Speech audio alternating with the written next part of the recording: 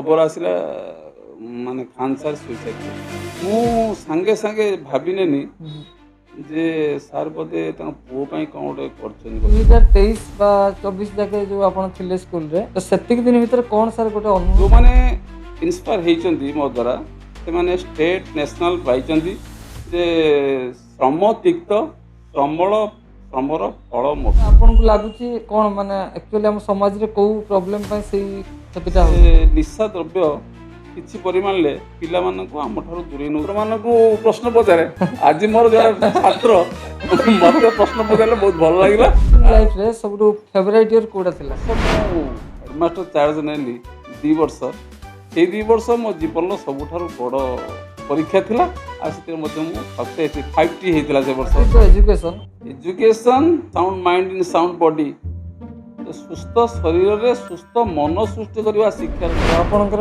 Dream school कोडा थिला आपनको school रे जहा थिलानी ताकू मु पूर्ण कर पारची मोर ड्रीम अछि सामा क्लब एटा टिके केमती भलो भाबे गडी तोलिबी आ पिला माने बहुत शीर्ष को जिबे एटा मोर ओडी इच्छा अछि ए पर्यंत पूर्ण हेई नाही मु चेष्टा महेशता राय तांग बापा थरे टिकी सामा क्लब को आस्तिले से कहले जे मो झील चाहिला जे फिल्म लाइन को जावाई मु सांगे सांगे तांको ऑर्डर देइथिली जे जहा मन होउची सेया कर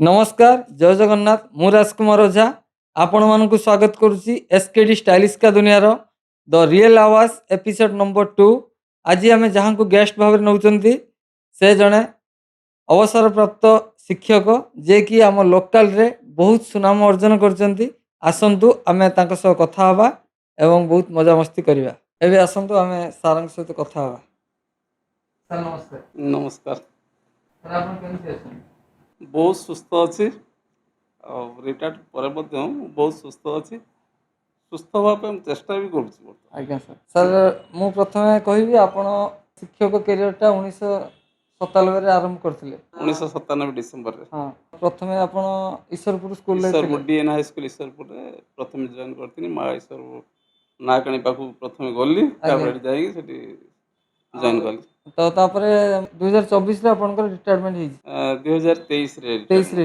आ 23 पर्यंत सर केतरा स्कूल चेंज करछन मु प्रथम DN high school Ishwarpur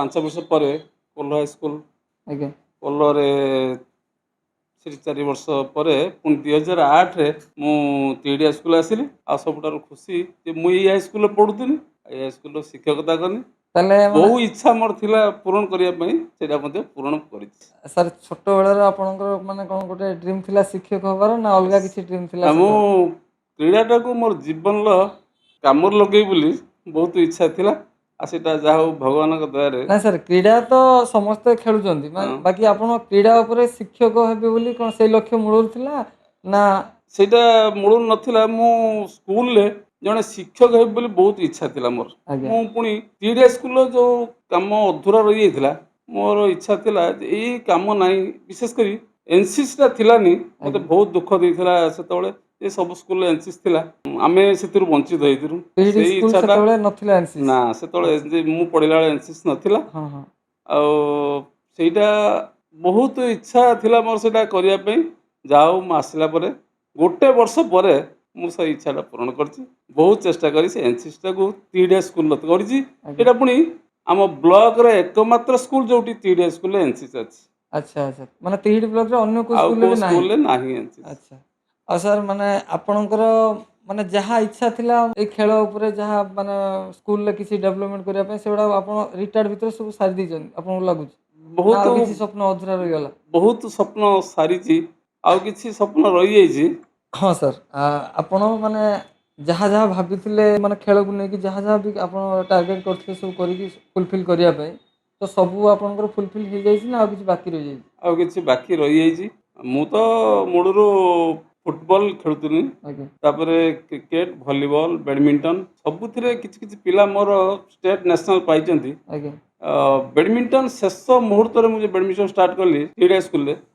girls और बॉयज मिसई 10-12 जन जीवा पर मुझे भाविनी यहाँ निश्चित आउ किसी पिला जाइपारे ମାନେ एबे भी ସେଟା डिस्ट्रिक्ट लेवल ना स्टेट लेवल स्टेट लेवल जाइछन अच्छा आउ से मैच आम मैच भितर तफात है जे से इनडोर खेलुछन प्रैक्टिस करूछन आम आउटडोर प्रैक्टिस करूछु मु सेइथि से स्कूल रे गोटे बैडमिंटन भल कोर्टे काटिकी चेष्टा करते जोटी पवन हम ना अच्छा से इनडोर भली हाँ हाँ हाँ हाँ ମାନେ ସ୍କୁଲର ସେ ଯୋଉ ଆମର ୱାଲ୍ दीपटे ଦିପଟ ୱାଲ୍ ଅଛି ବିଲ୍ଡିଂ दुई ଅଛି पटे ବାକି बिल्डिंग थिला ହଁ ହଁ ଆଉ ସେଠି ପବନ ହଉନାହିଁ ଇନଡୋର ଭଳି ସେଠି ଖେଳି ସେଠି ଖେଳି ହେଉଛି ହଉଛି ହଁ ରାତି 10ଟା ପର୍ଯ୍ୟନ୍ତ ମୁଁ ରହିକି ପିଲାଙ୍କ ସହିତ ପ୍ରାକ୍ଟିସ୍ କରୁଥିଲି ଯାହା ହଉ ଏଥର ମଧ୍ୟ 4 ଜଣ ଛୁଆ ଆମର ଷ୍ଟେଟ୍ ଯିବେ କ୍ରୀଡ଼ା ବ୍ୟାଡମିଣ୍ଟନରେ ସ୍କୁଲରୁ ସିନିୟରରେ 2 ଜଣ ଜୁନିୟରରେ 2 ଜଣ ଆଉ ମୋତେ ଖୁସି ଲାଗୁଛି ସେମାନେ ଷ୍ଟେଟ୍ ଗଲେ ମୁଁ ମୋତେ ଟିକେ ସଫଳତା ପାଇଲା ଭଳିଆ ଲାଗେ ଆଚ୍ଛା ଯାହା ହଉ ମୁଁ ଭଗବାନ ରାତି କରନ୍ତୁ ସାର୍ ଆପଣ ନିଶ୍ଚିତ ଭାବରେ ଆପଣଙ୍କ ଆଶା ରାତି ପୂରଣ 9ଟା 10ଟା ଯାଏଁ ମୁଁ ସ୍କୁଲରେ ରହୁଛି ଏଇଥିପାଇଁ ଯେ ମୋ ପିଲା ଟିକେ ଆଗକୁ ଭଲ ଯାଉ ଖେଳନ୍ତୁ ଷ୍ଟେଟ୍ ଫେଟ୍ ପାଆନ୍ତୁ ସାର୍ ମାନେ ଆଗରୁ ଯେମିତି ମାନେ ଜବ୍ରେ ମାନେ ସ୍କୁଲରେ ଯେତେବେଳେ ଟିଚିଂ ଲାଇନ୍ରେ ଥିଲେ ସେତେବେଳେ ସମୟରେ ଯେତିକି ସ୍କୁଲ ପାଇଁ ଆପଣଙ୍କର ଅବଦାନ ରହୁଥିଲା ବୋଧେ ଆଜିକା ଡେଟ୍ରେ ବି ସେମିତି ରିଟାୟାରମେଣ୍ଟ ପରେ ବି ରହୁଛି ଯାହା ଲାଗୁଛି ମୋ ସମୟରେ ହଁ କରୋନା ସମୟରେ ମୁଁ ହେଡ଼ମାଷ୍ଟର ଚାର୍ଜ ନେଲି ଆଚ୍ଛା ଯେ ଏତେ ବ୍ୟସ୍ତ ଭିତରେ ରହିଲି କରୋନା ମେଡ଼ିକାଲ ସ୍କୁଲ ଭିତରେ ହେଲା ମୋତେ ସବୁ ସମ୍ଭାଳିବାକୁ ପଡ଼ିଲା ଆଉ ଅଫିସଟାକୁ ପୁଣି ଆମେ ଉଠେଇ ନେଲୁ ପୁରୁଣା କଲେଜକୁ ହଁ ହଁ ହଁ ଆଉ ଏଠି ସକାଳୁ ରାତି ପର୍ଯ୍ୟନ୍ତ ମୁଁ ରହେ ଏଠି ଯେ ଘରକୁ ଛାଡ଼ନ୍ତିନି ମୋତେ ଆଉ ମାନେ ରାତିରେ କାମ ସେ କରୋନା କାଳେ ତୁମ ଭିତରେ ଥିବ ହୁଁ ହୁଁ ହୁଁ ସେ ଲାଟ୍ରିନ୍ ଯାଅ ସଫାସଫି ହେଇକି ଆସ ହୁଁ ହୁଁ ମୁଁ ସେ କରୋନା ଭିତରେ ଗୋଟେ ସୌର ବିଜ୍ଞାନ ଗୋଟେ ଗବେଷଣା କରୁଥିଲି ହୁଁ ହୁଁ ଯେ ସେଇଟା ମୁଁ ଆପ୍ଲାଏ ବି କଲି ମୋ ଉପରେ ଯେ ମୋତେ ଟିକେ ସିମ୍ପଟମ୍ ଜଣାପଡ଼ିଲା ଯେ କାଶ ପାସ ହେଲା ଆପଣଙ୍କୁ ହଁ ଜଷ୍ଟ ଜଣାପଡ଼ିଲା ମୁଁ ସେ ଗବେଷଣା କରୁଥିବା ସୌର ବିଜ୍ଞାନକୁ ଆପ୍ଲାଏ କରିକି 2 ଦିନ ଭିତରେ ଭଲ ହେଇଗଲା ଆଚ୍ଛା ତେଣୁ ମୁଁ ଆଉ ସେ କଥା କାହାରି କହିନି ସେଇଟା ଟିକେ ଯଦି କହିବେ କ'ଣ ସେ ସ୍ୱର ସେଇଟା ବିଜ୍ଞାନଟା ସୌର ବିଜ୍ଞାନଟା ହଁ ଯେ ଆମ ଭିତରେ ଡାକ୍ତର ଅଛି ଯେ ସ୍ୱର ଚନ୍ଦ୍ର ସ୍ୱର ଆଉ ସୂର୍ଯ୍ୟ ସ୍ୱର ବାଁ ପଟଟା ହେଉଛି ଚନ୍ଦ୍ର ସ୍ୱର ଯେଉଁ ଆମେ ଇଡ଼ା ପିଙ୍ଗଳା ଆଉ ସୁଷୁମ୍ନା 3ଟା ନାଡ଼ି ଅଛି ଆମର 72,000 ନାଡ଼ି ତା ଭିତରେ 3ଟା ମୁଖ୍ୟ ନାଡ଼ି ଯେଉଁଟାକି ବାମ ପଟଟା ହେଉଛି ଇଡ଼ା ଡାହାଣ ପଟଟା ହେଉଛି ପିଙ୍ଗଳା ଆଉ ମଝିରେ ଗୋଟେ ସୁଷୁମ୍ନା ନାଡ଼ି ଅଛି ଆଚ୍ଛା ଯେ ଆମେ ବାଁ ପଟଟା ଥଣ୍ଡା କରୁଛି ଚନ୍ଦ୍ର ନାଡ଼ି ଯାହା କହୁଛନ୍ତି ଆଉ ଡାହାଣ ପଟଟା ସୂର୍ଯ୍ୟ ନାଡ଼ି ଯେ ଗରମ କରୁଛି ହଁ ହଁ ଆଉ ମଝିରେ କିଛି ସମୟ ପାଇଁ 2-3 ସେକେଣ୍ଡ ଯେ ସୁଷୁମ୍ନା ଚାଲେ ସେଇଟାକୁ ଧର୍ମ ମାନେ ଆମେ ଋଷିମୁନି ମାନେ ତାକୁ ବ୍ୟବହାର କରନ୍ତି ଆଚ୍ଛା ସେଇଟା ଆମେ ବ୍ୟବହାର କରିପାରିବା ନାହିଁ ହଁ ହଁ ହଁ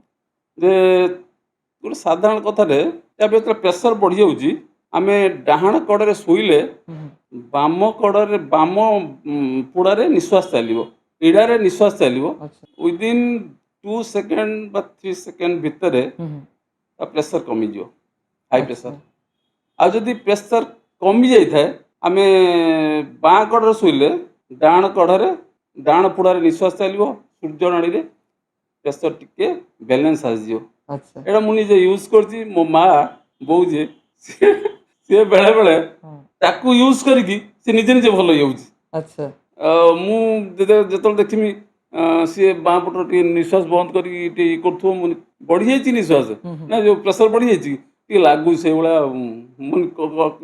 ସାଙ୍ଗେ ସାଙ୍ଗେ ତାଙ୍କର ନିଜେ ନିଜେ କରିକି ୟୁଜ୍ ତିଆରି କରେ ସେ କରୁଛନ୍ତି ହଁ ତେଣୁ ମୁଁ ସେଇଟା ଗବେଷଣା କରୁଛି ସେଇଟା ମାନେ କାହାକୁ କରିବା ପାଇଁ ଯାହା ବି ହଉ କହି ଆପଣ ନାହିଁ ଯେତିକି ବି କହିଲେ ତ ଏଇ ଜିନିଷଟା ଯଦି ମାନେ ସକ୍ସେସ୍ ହଉଥିବ ତ ବହୁତ ଏଇ ବହୁତ ଭିଡ଼ିଓ ଉପକାରୀ ମାଧ୍ୟମରେ ଅଡ଼ିଏନ୍ସ ମାନେ ଶୁଣିକି ତାକୁ ମାନେ ଆପ୍ଲାଏ କରିପାରିବେ ତାଙ୍କ ଏଇଟା ଉପରେ ସୌର ବିଜ୍ଞାନଟେ ମାନେ ବହୁତ ପଢ଼ାପଢ଼ି କରୁଛି ସେ ବିଷୟରେ ମୁଁ ଆଚ୍ଛା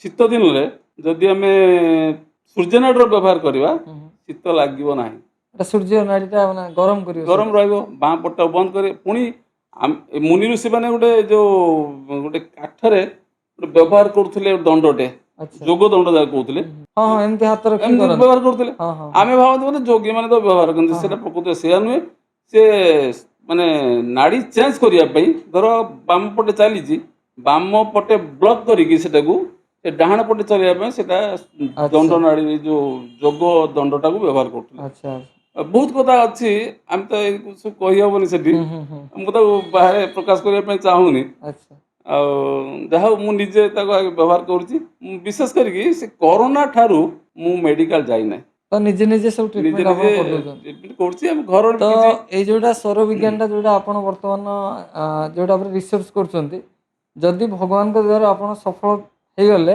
ତ ନିଶ୍ଚିତ ଆମେ ଆଉଥରେ ଆପଣଙ୍କୁ ଡକେଇବୁ ଏଠିକି, ତ ଭଲସେ ଆମ ଅଡ଼ିଏନ୍ସ ମାନଙ୍କୁ କହିବେ କି ସେଗୁଡ଼ା କେମିତି ନିଜେ ନିଜେ ଏସବୁ ମାନେ ଛୋଟ ଛୋଟ ବହୁତ ରୋଗର। ବହୁତ ଡାକ୍ତର ଆମ ଭିତରେ ଅଛି। ହୁଁ ମୁନି ଋଷି ମାନେ 160 ବର୍ଷ 200 ବର୍ଷ ମାନେ ରହୁଛନ୍ତି। ଆମେ ହୁଁ ଆମେ ଯେତେବେଳେ ନିଶ୍ୱାସ ନେଉଛନ୍ତି, ଆମେ ଛାତି ପର୍ଯ୍ୟନ୍ତ ଟିକେ ଖାଲି ସାଙ୍ଗେ ସାଙ୍ଗେ ନେଉଛନ୍ତି ବାହାର କରୁଛନ୍ତି, କିନ୍ତୁ ହୁଁ ଆକ୍ଚୁଆଲି ଆମେ ପେଟ ଭିତରକୁ ନିଶ୍ୱାସଟା ନେବା ଉଚିତ, ଜୋର ନିଶ୍ୱାସ ହୁଁ ହୁଁ ସେଠି କିଛି ସମୟ କୁମ୍ଭ କରିବା ଉଚିତ, ରଖିବା ଉଚିତ, ଆଉ ତାପରେ ପୁଣି ଧୀରେ ଧୀରେ ଛାଡ଼ିବା ଉଚିତ। ହୁଁ ହୁଁ। ଯିଏ ଗୋଟେ ମିନିଟରେ ଯିଏ ଅଧିକା ନିଶ୍ୱାସ ନିଏ ସେ କମ ଦିନ ବଞ୍ଚେ, ଆଚ୍ଛା ଯିଏ କମ ନିଶ୍ୱାସ ନିଏ ସେ ଅଧିକ ଦିନ ବଞ୍ଚେ। ହୁଁ ହୁଁ ଏ ହେଉଛି ସୌର ବିଜ୍ଞାନର ଗୋଟେ ଭିତ୍ତିରି କଥା। ଆଚ୍ଛା। ସାର୍ ମୁଁ ଖାଲି ଏତିକି ପଚାରିବି କି ଆପଣ ମାନେ ସ୍କୁଲରେ ଥିଲାବେଳେ କୋଉ କୋଉ ସବଜେକ୍ଟ ଉପରେ ପିଲାମାନଙ୍କୁ ପାଠ ପଢ଼ାନ୍ତି? ମୋର ଲାଇକିଂ ସବଜେକ୍ଟ ହେଉଛି ତ କ୍ରୀଡ଼ା, କିନ୍ତୁ ମୁଁ ମ୍ୟାଥ୍ ପଢ଼ାଏ। କିନ୍ତୁ ଆପଣଙ୍କ କଥା ଶୁଣିଲା ପରେ ଲାଗୁଛି କି ଆପଣ ସାଇନ୍ସ ଟିଚର ବୋଲି। ମୁଁ ମୋ ମ୍ୟାଥ୍ର ମୋତେ ଭଲ ଲାଗେ ମୂଳରୁ। ଆଜ୍ଞା ମୋର ମ୍ୟାଥମେଟିକ୍ସ ଅପସନାଲ୍ ଥିଲା। ଆଉ ସନାତନ ସାର୍ ମୋର ଗୁରୁ, ଆଜ୍ଞା ସନାତନ ବେହେରା। ସିଏ ମୁଁ ଫିଜିଓଲୋଜି ହାଇଜିନ୍ ନେବା ପାଇଁ ମୋର ଇଚ୍ଛା ଥିଲା। ଆଜ୍ଞା ସେତେବେଳେ ଅପସନାଲ୍ ଥିଲା ଫିଜିଓଲୋଜି ହାଇଜିନ୍। ସାର୍ କହିଲେ ତୁ ମ୍ୟାଥମେଟିକ୍ସ ଅପସନାଲ୍ ନେ। ମୁଁ କହିଲି ସାର୍ ମୁଁ ପାରିବିନି। କହିଲେ କହିଲି ନା 23 ମାର୍କ ରହିଲା ଫାଷ୍ଟ ବର୍ଷ। ହୁଁ ହୁଁ ମୁଁ ସାର୍ ଛାଡ଼ିଦେବା। କହିଲେ ତୁ କାହିଁ ବ୍ୟସ୍ତ ହଉଛୁ, ହୁଁ ମୁଁ ଅଛି। ସାର୍ ତ ମ୍ୟାଥମେଟିକ୍ସରେ। କାହାରିକି ମାରନ୍ତିନି। ହଁ ହଁ ସାରଙ୍କ ମତ ଅନୁସାରେ ମୋ ମତ, ସାର୍ ଏତେ ଶୃଙ୍ଖଳିତ, ମୁଁ ତାଙ୍କଠାରୁ କିଛି ଶିଖିଛି। ହଁ ହଁ ଯେ ମୁଁ ସେଇଥିପାଇଁ ସହ୍ୟ କରିବାର ଯେଉଁ ପ୍ରଣାଳୀଟା ମୁଁ ସାର୍ଙ୍କ ଠାରୁ ଶିଖିଛି। ସାର୍ଙ୍କୁ ଥରେ ଜଣେ ଆକ୍ସିଡେଣ୍ଟ କରିଦେଲେ, ହୁଁ ସାର୍ ତା ହ୍ୟାଣ୍ଡଲକୁ ଧରି ନେଲେ, ଆମେ ସେଠି ଦୌଡ଼ିଗଲୁ। ସାର୍ ଧରି ପକେଇଲେ କ'ଣ ହେଲା କି? ସାର୍ ତାକୁ ଆମେ ଯାଇ ପହଞ୍ଚିଲା କହୁଛନ୍ତି ଯେ ତୁମର କିଛି ହେଇଛି କି? ଯେ ମୁଁ ସାର୍ଙ୍କ ପାଖରୁ ଇଏ ଶିଖିଛି ଯେ ନିଜେ ସହ୍ୟ କରିବା, ଆଉ ସବୁ ଭଗବାନଙ୍କ ଉପରେ ସାରିବା। ତ ସାର୍ ଆପଣଙ୍କର ଏଇ ଚିନ୍ତାଧାରା ପାଇଁ ତ ଆଜିକା ଡେଟ୍ରେ ଆମ ଲୋକାଲରେ ଟୁଟୁ ସାର୍ଙ୍କ କଥା ଆସିବ ମାନେ ସମସ୍ତେ ଭଲ ହିଁ କୁହନ୍ତି। କେହି ବି ଆଜି ଯାକେ ମୁଁ କେବେ ଶୁଣିନି କେହି କୌଣସି ପିଲା କହିବେ କି ଟୁଟୁ ସାର୍ ଏମିତି ଥିଲେ, କିଛି ନେଗେଟିଭ କଥା କେହି ବି ଜଣେ କହିନାହାନ୍ତି।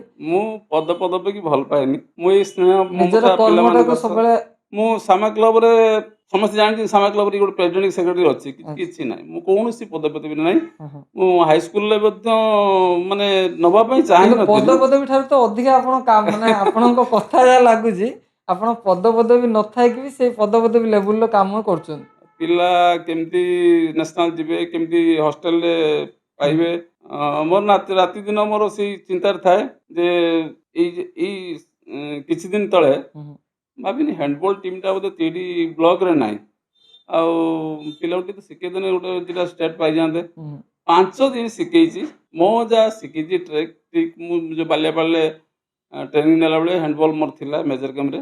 ଆପଣଙ୍କର ବାଲିଆପାଳରେ ଆପଣ ଟ୍ରେନିଂ ମୁଁ ଥିଲେ? ଫାଷ୍ଟ ବିଷ୍ଣୁଭାଇଙ୍କ ସ୍କୁଲ ଯେଉଁ ମା ଅମ୍ବିକା ଇଂଲିଶ ମିଡ଼ିୟମ୍ ସ୍କୁଲରେ ଆଚ୍ଛା କିଛି ଦିନ କ୍ରୀଡ଼ା ଶିକ୍ଷକ ଥିଲି 2 ବର୍ଷ। ହୁଁ ହୁଁ ହୁଁ ବିଷ୍ଣୁଭାଇ ମୋତେ ଡାକିକି ରଖିଥିଲେ। ଆଚ୍ଛା ମାନେ ସ୍ୱର୍ଗତ ବିଷ୍ଣୁ ସେଠି। ବିଷ୍ଣୁଭାଇ ମୋ ହଁ ହଁ ମାନେ ପ୍ରଥମ ଯେ ମୁଁ ଖେଳିବାକୁ ଯାଉଛି ଭଲିବଲ୍, କହିଲେ କ'ଣ ସେମିତି ବୁଲୁଥିବୁ ନା କ'ଣ?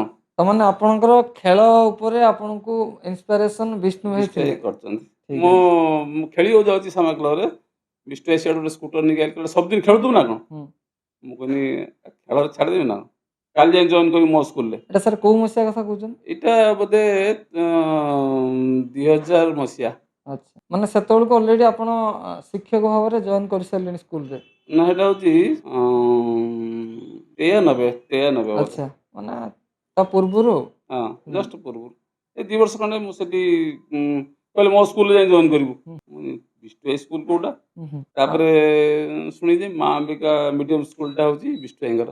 ଆଉ ଯାହା ହଉ ତାପରେ ଯାଇ ପହଞ୍ଚିନି, ମୁଁ ସେଠି କ୍ରୀଡ଼ା ଶିକ୍ଷକରେ ପାଇଲି। ହୁଁ ହୁଁ 50 ଟଙ୍କା ସେତେବେଳେ ଥିଲା ମୋର ମଜୁରୀ ଆଜ୍ଞା ପ୍ରଥମ ମାସ। ମାନେ ସେ ତାପରେ ତେଲେ ମସିହାରେ। 93 ମସିହା। ତାପରେ ବିଷ୍ଣୁଭାଇ କହିଲେ ଟୁଟୁକୁ ସବୁଠାରୁ ବେଶୀ ପଇସା ଦିଅ, ହୁଁ ଆଉ ପରିଶ୍ରମ ତାର ଅଧିକା। ଆଉ ତାପରେ ମୁଁ ସେଇଠୁ ବାଲିଆପାଳ ଟ୍ରେନିଂ ପଳେଇଥିଲି। ହୁଁ ହୁଁ ତା ଭିତରେ ମୁଁ +2 କଲେଜର ଗୋଟେ ଇଣ୍ଟରନାଲି ମୋତେ ରଖିଦେଇଥିଲେ ଯେ ରହିବା ପାଇଁ ମୁଁ ବାଲିଆପାଳରୁ ଆସିଲା ପରେ +2 କଲେଜରେ ରହିବା ପାଇଁ ଚିନ୍ତା କରିଥିଲି। ଆଉ ସମସ୍ତେ ବି ଫାଇନାଲ୍ କରିଥିଲେ। ଯାହା ହଉ ମୁଁ ଆସିଲା ପରେ ମୁଁ ଯେତେବେଳେ ଗଭର୍ଣ୍ଣମେଣ୍ଟରୁ ପାଇଗଲି ଆଉ ପ୍ରଥମେ ଈଶ୍ୱରପୁର ହାଇସ୍କୁଲ ପାଇନି। ଯାହା ହଉ ମୋର ସେ 97ର ମୁଁ କାର୍ଯ୍ୟ ଆରମ୍ଭ କଲି ସେଠି। ହଁ ହଁ ମୋ କ୍ରୀଡ଼ା ଯେଉଁ ଏତେ ଦିନ ପରିଶ୍ରମ କରିଥିଲି ତାର ଫଳ ମୁଁ ସେଠି ପାଇଲି।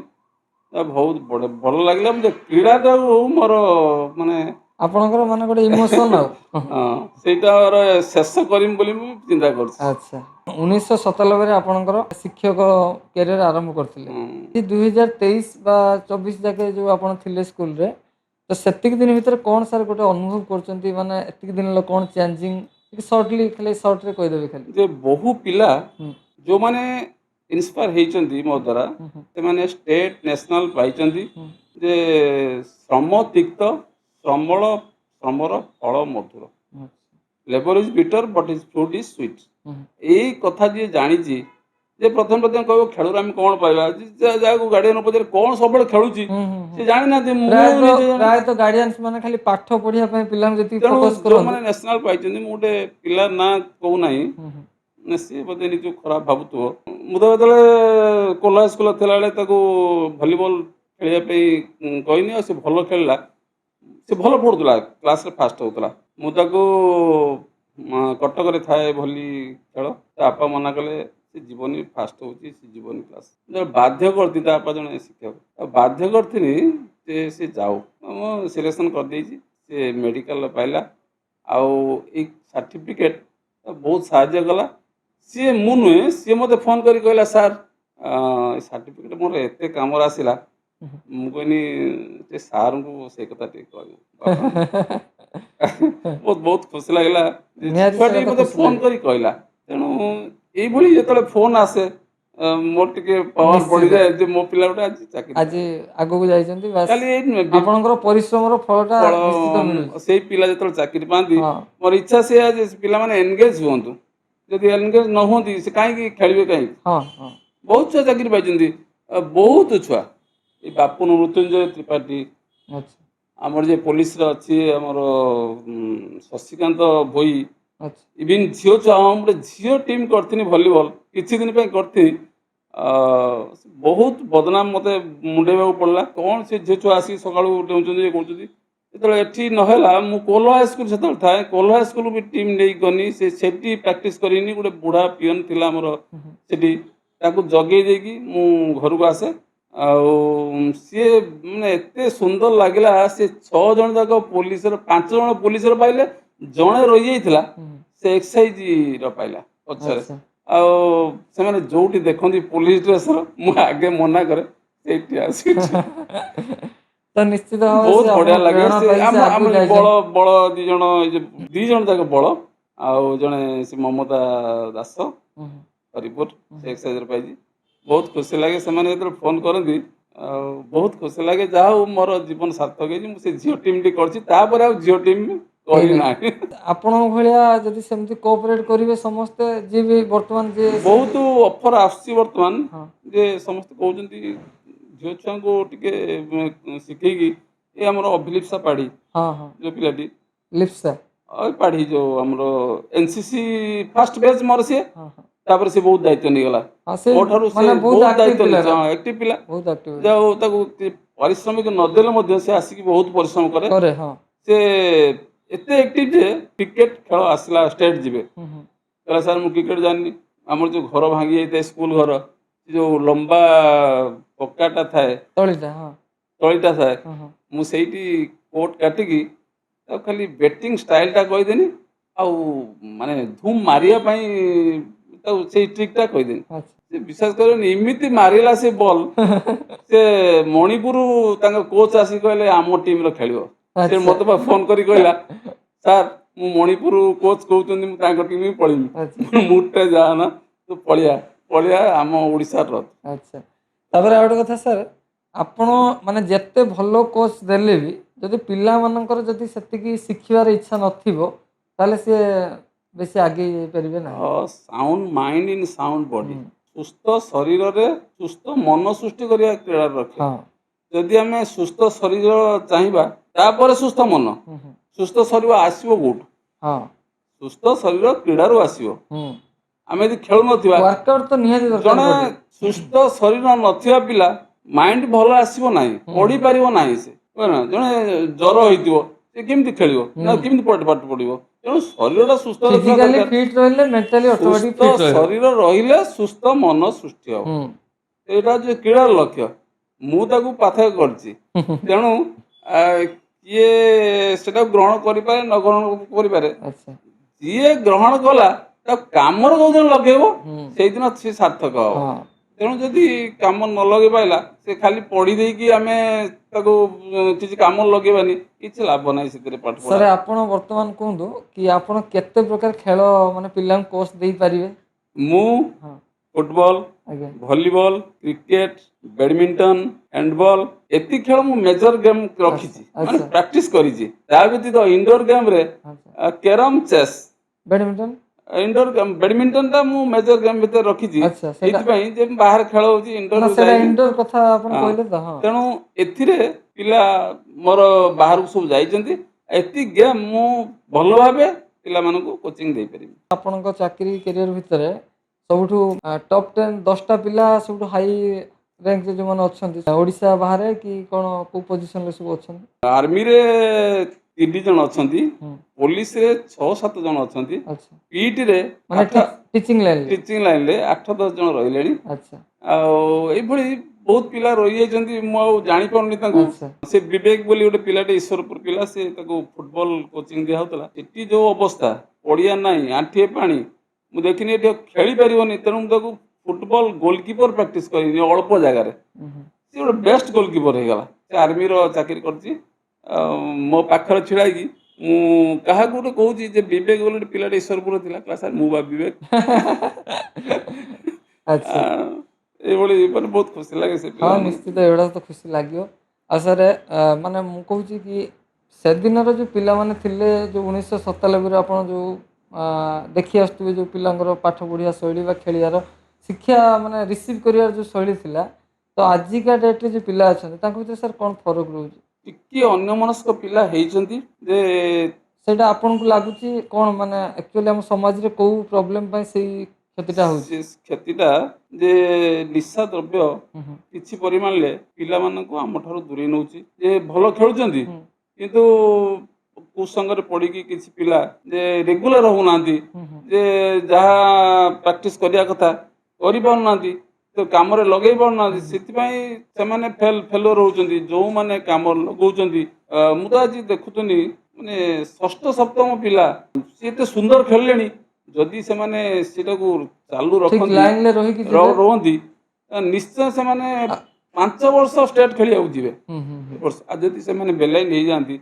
ଆଉ କ'ଣ କରାଯିବ? କିଛି ତ ସାର୍ କରାଯିବ। ସେଇ ମାନେ ସେଇ କଥା ସେ ବେଲାଇନ ପାଇଁ ଆପଣଙ୍କୁ କ'ଣ ଲାଗୁଛି ମାନେ ଦାୟୀ କିଏ ରହିପାରିବ? ମାନେ କାହାର ଭୁଲ ଟିକେ ଅଧିକା ରହିବ ଯୋଉଥିପାଇଁ କି ଆଜି ପିଲା ଏଇ ବେଲାଇନ କି ଯାଉଛନ୍ତି? ଆମ ସମାଜ ଦାୟୀ ସେଥିପାଇଁ, କାରଣ ଯୋଉ ଗୁରୁଜନ ଥିଲେ ହୁଁ ଯେ ତାଙ୍କୁ ଆମେ ଭକ୍ତି କରୁଥିଲେ, ସେମାନେ ଆମକୁ ଆଶୀର୍ବାଦ କରୁଥିଲେ, ହୁଁ ହୁଁ ସେଟା ଆସ୍ତେ ଆସ୍ତେ ବନ୍ଦ ହେଇଗଲାଣି। ମୁଁ ମନେକର ଗୋଟେ ଲୋକକୁ ମୁଁ ଜୁଆରେନି, ସିଏ ଭଗବାନଙ୍କୁ ଡାକିଲା ଟିକେ ପିଲାକୁ ଆଶୀର୍ବାଦ କର। ହଁ ହଁ ହଁ ଯଦି ମୁଁ 5 ଜଣଙ୍କୁ ଜୁଆର ହୁଏ, 5 ଜଣ ଜଣଙ୍କ ମୋ ପାଇଁ ଭଗବାନଙ୍କୁ ଡାକୁଛନ୍ତି। ଆଶୀର୍ବାଦଟା ମୋତେ ମିଳିବ। ତେଣୁ ସେଇଟା ଲାଭ ନା କ୍ଷତି? ନିହାତି ଲାଭ। ନିଶ୍ଚିତ ଲାଭ।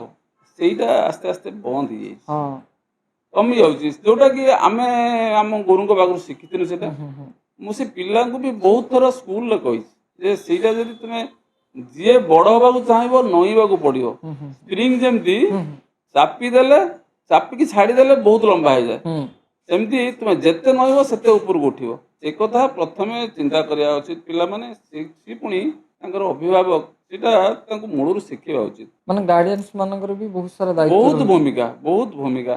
ତ ଗାର୍ଡିଆନ ମାନେ ଏବେ ଟିକେ ଆସିଲେଣି, ଜାଣିଲେଣି ଖେଳ ବିଷୟରେ, ଯେ ଖେଳକୁ ପାଥେୟ କରିକି ଆମେ ପୁଣି ଉପରକୁ ଯାଇପାରିବୁ। ସାର୍ ଆଜିକା ଡେଟ୍ରେ ଯେଉଁ ମାନେ ପିଲାମାନେ ଖରାପ ହେଉଛନ୍ତି ବା ଭଲ ବାଟକୁ ତାଙ୍କୁ କେମିତି ଅଣାଯିବ, ଯେହେତୁ ଆପଣ ଗୋଟେ ଶିକ୍ଷକ ଥିଲେ, ଏତେ ଦିନ ଆପଣ ଶିକ୍ଷକ କ୍ୟାରିୟର କାଟିଛନ୍ତି, ତ ଆଜି ପିଲାମାନେ କେମିତି ଆପଣଙ୍କ ନିଜର ଓପିନିଅନଟା ଦେବେ କି ଆପଣଙ୍କୁ କ'ଣ ଲାଗୁଛି ଏଇ ଜିନିଷଟା ଯଦି ଆମେ ଓଡ଼ିଶାରେ ହେଉ ବା ଆମ ଦେଶରେ ହେଉ, ଯଦି ଆମେ ଆମ ନିଜ ଅଞ୍ଚଳରେ ହେଉ ଯଦି ଚେଞ୍ଜ କରିଦେବା, ତାହେଲେ ପିଲାମାନଙ୍କ ପ୍ରତି ଭଲ ଆଫେକ୍ଟ ପଡ଼ିବ।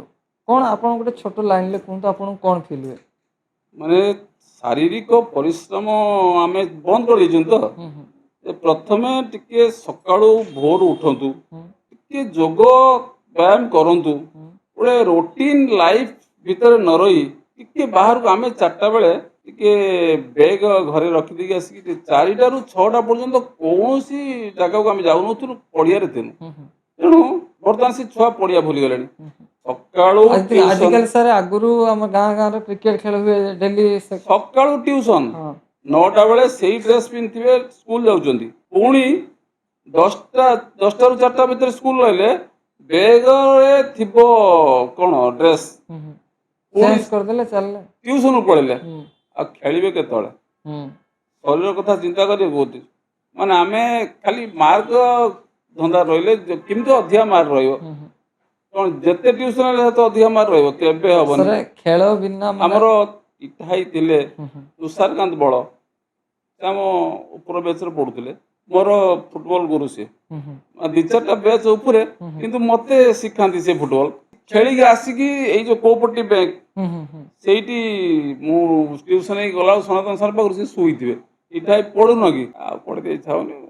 ମାନେ ସେ କ୍ଲାସରେ ଏତେ ମନେ ରଖନ୍ତି, ତାଙ୍କ କ୍ଲାସରେ ଜଣେ ଫାର୍ଷ୍ଟ କ୍ଲାସ ପାଇଲା ନା 2 ଜଣ ପାଇଲେ, ସିଏ 1 ନମ୍ବର ଥିଲେ। ଆଚ୍ଛା ଜୀବନ ସାରା ଖେଳି ଖେଳିକି ସେ 1 ନମ୍ବର ପୋଜିସନ। ଆଉ ବର୍ତ୍ତମାନ IIT ଇଞ୍ଜିନିୟର ଅଛନ୍ତି, ହୁଁ ହୁଁ ବୋଧେ ଏବେ ରିଟାୟାର୍ଡ କଲେ। ଆମ ପଦ୍ମନାଭ ବଳଙ୍କ ପୁଅ ସେ ତୁଷାରକାନ୍ତ ବଳ।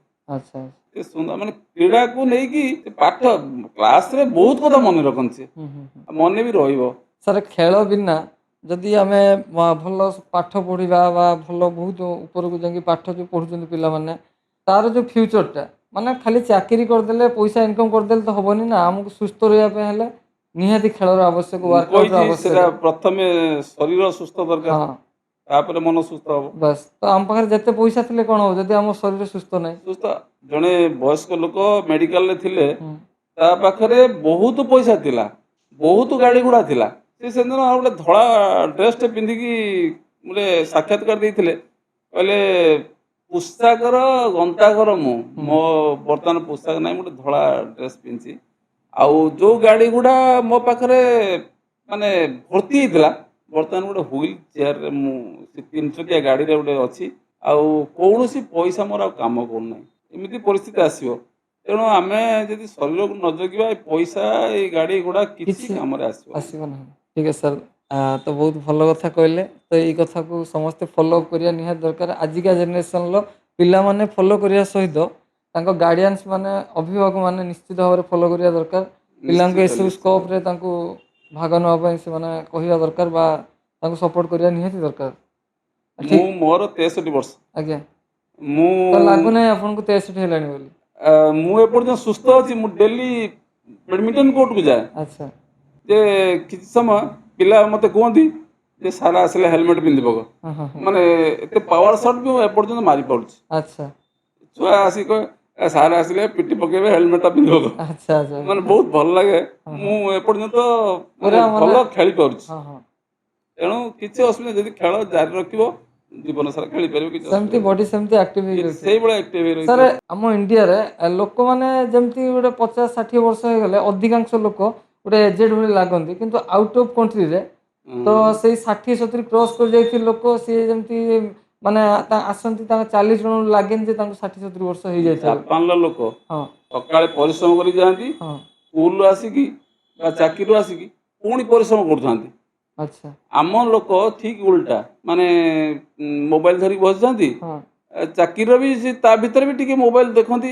ଆଉ ମାନେ ଶରୀର ପ୍ରତି କେତେବେଳେ ବି ଚେଷ୍ଟା କରନ୍ତି ନାହିଁ। ମାନେ ଯାହା ଚଲେଇଲେ ଦିମାଗକୁ ଚଲେଇଲେ, ଶରୀର ମେଣ୍ଟାଲି ୱାର୍କ କଲେ, ବାକି ଫିଜିକାଲ ୱାର୍କ କଲେ। ପାରିଶ୍ରମିକ ପାଇବା ପାଇଁ ସେମାନେ ମାନେ ମେଣ୍ଟାଲ ପରିଶ୍ରମ ହଁ। କରୁଛନ୍ତି, ଶରୀର ପାଇଁ କିଛି କରୁନାହାନ୍ତି ସେମାନେ। ମାନେ ହୁଏତ ମାନେ ଶରୀରକୁ କାମ କରିକି ଯେତିକି ପଇସା ଇନକମ୍ କରିହବ ତାଠୁ ବେଟର ପ୍ରଥମେ ଇନକମ୍ ସେମାନେ ଶରୀର, କରିପାରୁଛନ୍ତି ମେଣ୍ଟାଲ।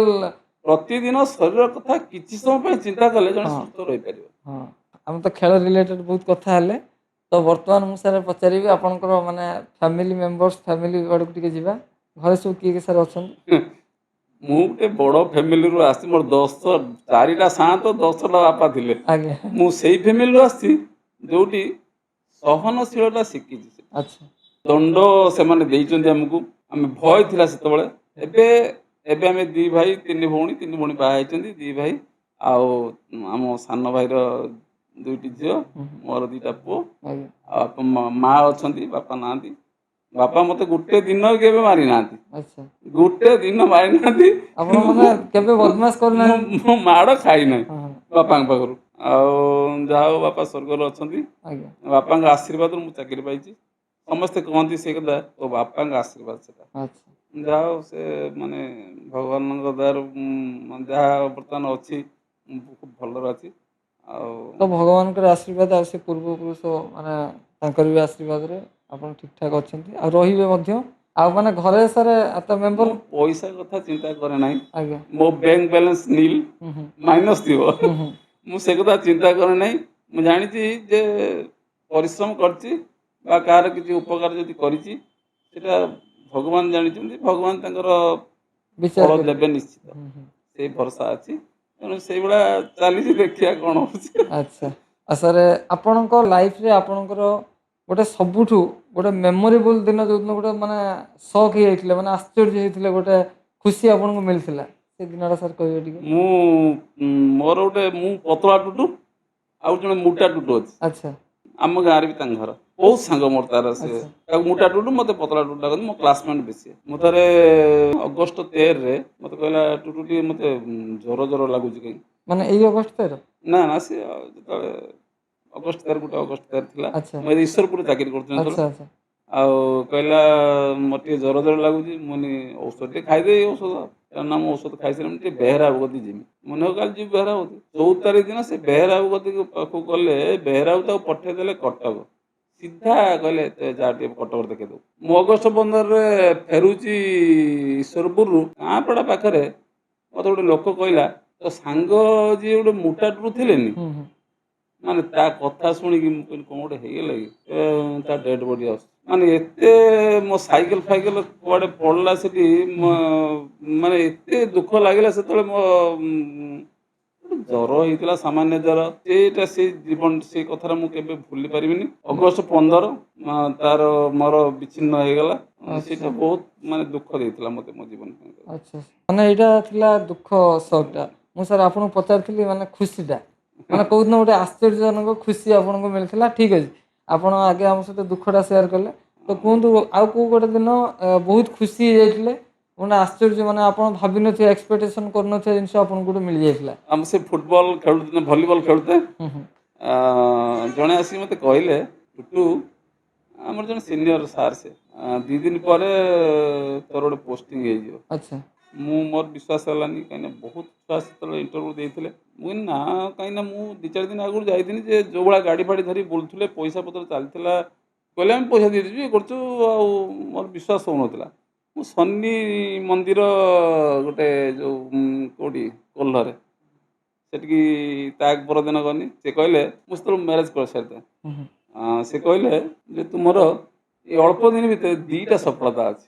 ଆଚ୍ଛା କ'ଣ କ'ଣ? କହିଲେ ଗୋଟେ ପୁଅ ଜନ୍ମ ହେବ ଆଉ ଚାକିରି ହେଇଯିବ। ହୁଁ ହୁଁ ମୁଁ ତାକୁ ବିଶ୍ୱାସ କରିନି, ଆଉ 2ଟା ଯାକ ସଫଳ ହେଲା।